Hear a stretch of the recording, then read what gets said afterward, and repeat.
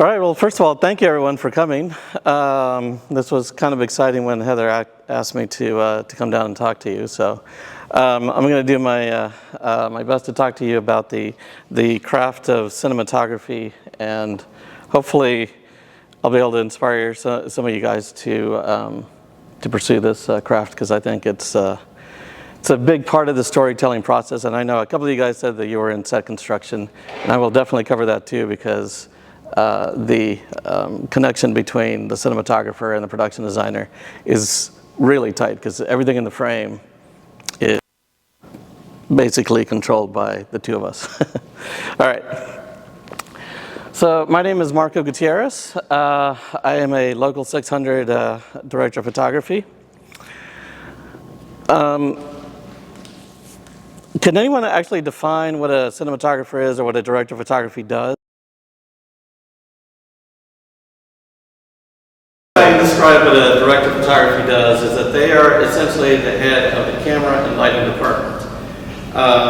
The camera operators, the gaffer, the key grip, they are all under the purview of the director of photography. This is Dean Cundey, ASC, and I will talk about him in a moment, because early in my career I had a chance to work with him. He shot Back to the Future, Death Becomes Her, Jurassic Park, The Fog, you name it. Really, really nice guy. But anyway, that is what a director of photography is. Sometimes people think that it is the person behind the camera.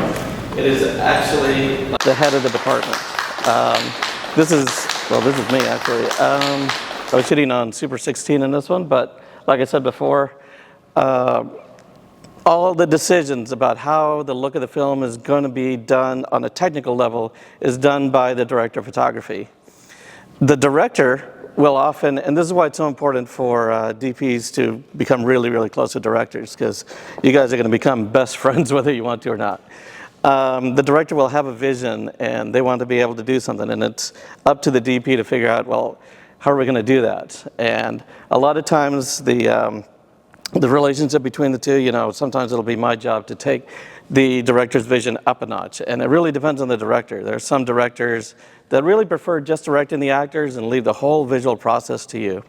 And there's others that are very visual and that are really in there and they're right alongside you. The other reason why you don't see a lot of DPs actually operating the camera is because my personal opinion, and the opinion of a lot of DPs, is that your place is next to the director.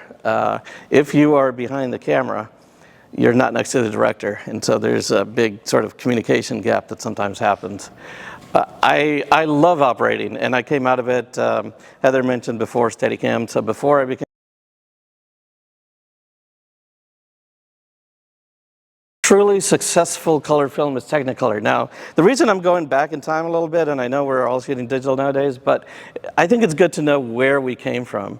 So Technicolor is sort of the beginning of the color era, and whether you're talking about The Wizard of Oz or Gone with the Wind, all of these films that were shot in the 30s and 40s were shot on the Technicolor process all the way up until the 70s, really. So this process has been around for a long time.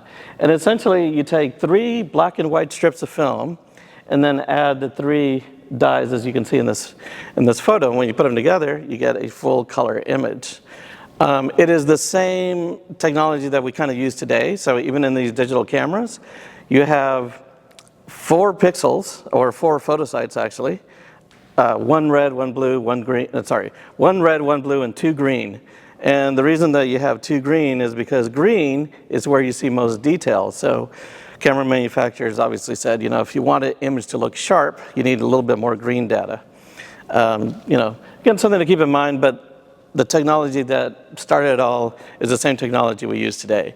There have been other sort of variations on it, but I'm not going to get into that, because unless you guys want to afterwards, I'd be happy to go down that rabbit hole.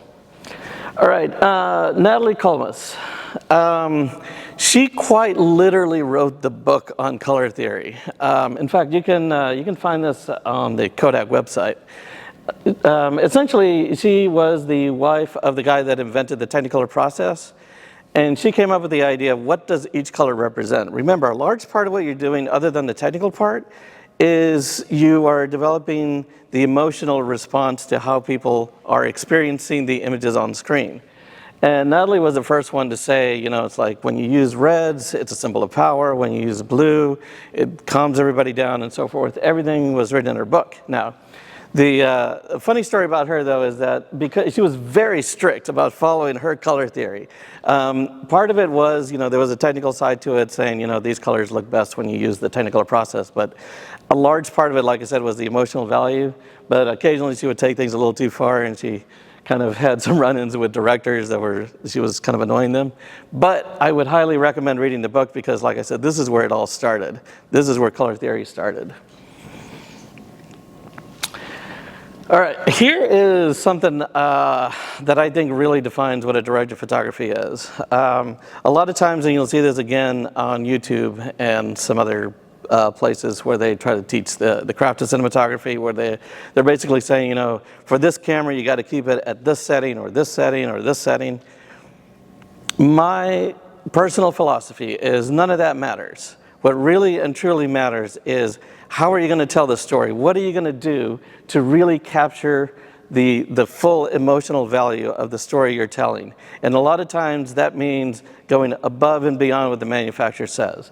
Now remember, I was talking about Technicolor and how they had very strict rules about how you should shoot it. Well, this was, cinematographer Jack Cardiff was the first to basically look at those rules and say, I don't care, I'm going to see what I can do with this format. So he went outside the guidelines of what was written and produced this absolutely beautiful film in 1948. He was one of the first to be able to do it, and because he was shooting in the UK and not in the US, he didn't have to deal with Natalie kind of crawling over his shoulder saying, no, you can't do that. But this is what a cinematographer does, is like, let's see what we can do. Let's really push this medium. I'm going to show you a little clip of this film because they... Miss Page, what do you want from life? To live? To dance.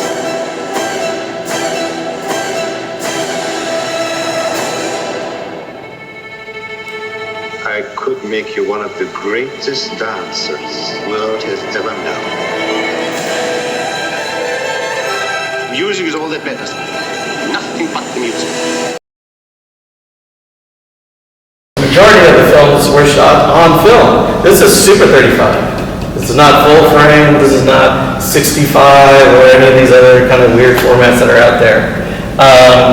The next two were also shot on Super 35. So this one, and this one are all 35. This one is VistaVision, so it's still 35 millimeters. Just I think the red cameras are currently the only digital camera that shoots VistaVision, if you want to use that size sensor. 65 millimeter. These two are the only Oscar-nominated films that were shot full frame. That's it. This is Super 35, this is Super 35, and this is Super 8. It's really tiny. Let me get out of the way here. Okay. Again, the Oscar-nominated films, we had so many films this year that were shot on film, which is fantastic. The Brutalist was shot on VistaVision and Super 35. Nosferatu, beautifully shot film. I don't know if any of you guys have seen it. Absolutely gorgeous film, also shot on Super 35. These Baltar lenses, by the way, are the same lenses that were used to shoot The Godfather. So a big thing that's happening nowadays is vintage lenses. Because it turns out that these modern digital cameras are so sharp that using vintage lenses actually backs things off a little bit. It makes it look a little bit more natural. A lot of times when you're trying to reproduce on the screen, it's not meant to reproduce real life. You're telling a story, so you're creating your own world. Something that is sometimes referred to as the internal logic of the film. And again, a big part of being a director of photography is you get a chance to become part of that.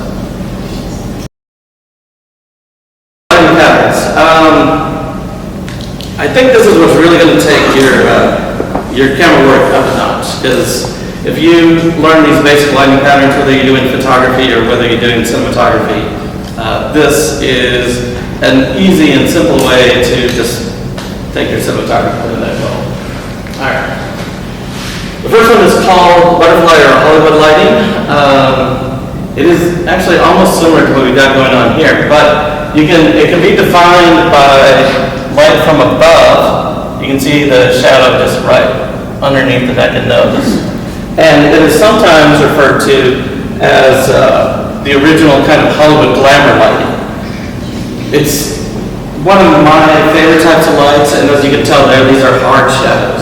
I absolutely love shadows, and this whole thing that I'm going to talk about here with these lighting patterns is essentially where is the shadow.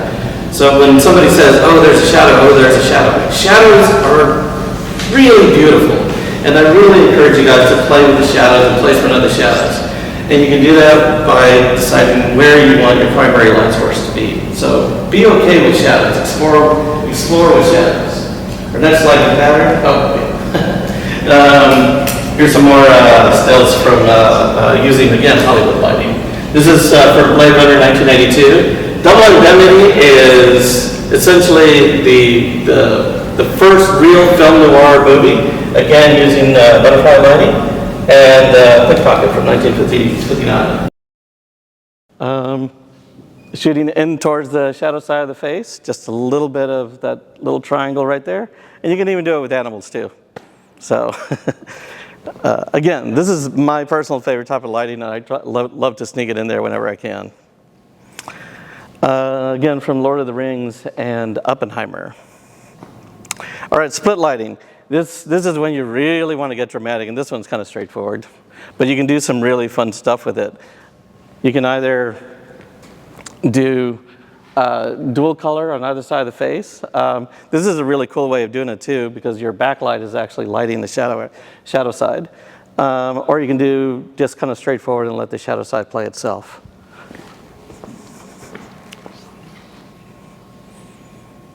Again, this is an Oppenheimer. Remember that a large part of what you're doing is you're bringing that emotional value to the shot. So obviously right here we got a very emotional actor, and you want to be able to capture that as best you can. So split lighting was used, to really capture what's the sort of the turmoil that your character is facing. This one is hard. Use it sparingly, I would say, but definitely experiment with it. Sometimes this has been used as sort of cheesy lighting, when you get the flashlight and you shine it up on your face, but it can be done really well. In this case, again, it's a little more spread out, but the horror and uplighting, as we see here with the antagonist from Blade Runners, you can create some very emotionally threatening characters. All right, production design. So those of you that are in the, I think you said it was a Setcraft class, yes. A big part of what the director of photography does is try to figure out what you're going to have in your frame. And the best way to get the most out of your image is to become best friends with the production designer, because you're going to be hiding lights on their set. You're going to be using their set, to create key images and key moments within your frame itself. So really, really become close friends with them, because they will save you night and day. Here's a really good example of set design, and in instances where the production designer in a lot of ways becomes a little bit more important than your gaffer, because in the set itself you're going to be using practicals to light your set. And the person in charge of the practicals is your production designer. So you're going to be talking to them and saying, I have this hallway here. I'm not going to be using my studio lights. I'm going to be using actual practical lights to light the actual set. Now, obviously, we've got some studio lighting happening outside, and you've got some happening in here. But for the most part, everything you see in the shot, if you can't hide your lights in your shot, then put them in your shot as a practical. Another thing that I want to talk about is definitely study artwork, especially paintings. Those of you that have seen the new Batman movie probably remember seeing this painting that was mimicked in the movie. This is Nighthawks. A lot of what you'll see in painting, especially Renaissance painting, shows how they use shadow and color to create depth and three-dimensionality. It is probably the single